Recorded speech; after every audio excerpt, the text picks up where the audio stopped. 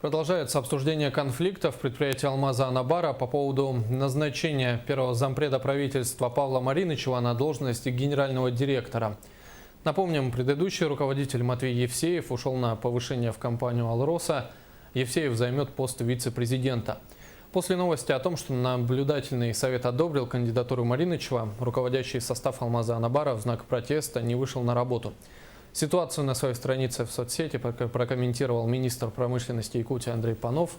Он считает, что конфликт создан искусственно. Ситуация стала накаляться, и я решил тоже выразить свое мнение по данному вопросу. Сразу предлагается заменить предложенную руководством головной компании, правительством республики и правительством Российской Федерации кандидатуру на свою.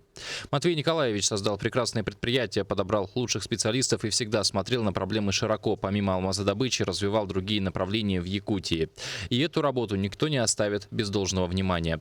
Но ведь Маринычев Павел Алексеевич не простой начальник, он ведь тоже не с улицы приходит в предприятие. Работал в государственном промпредприятии на различных постах в правительстве Республики Саха-Якутия, курировал всю промышленность республики, имеет огромный опыт работы, пользуется заслуженным уважением как в Якутии, так и за ее пределами. Он не заезжий варяг, как принято у нас ставить клеймо сразу на человека с материка. Система устоялась годами, работает как часы. Коллектив предприятия отличный и дружно выполняет и перевыполняет план. И это ведь назначенному руководителю нужно понять сразу и проникнуться уважением к сделанному до него.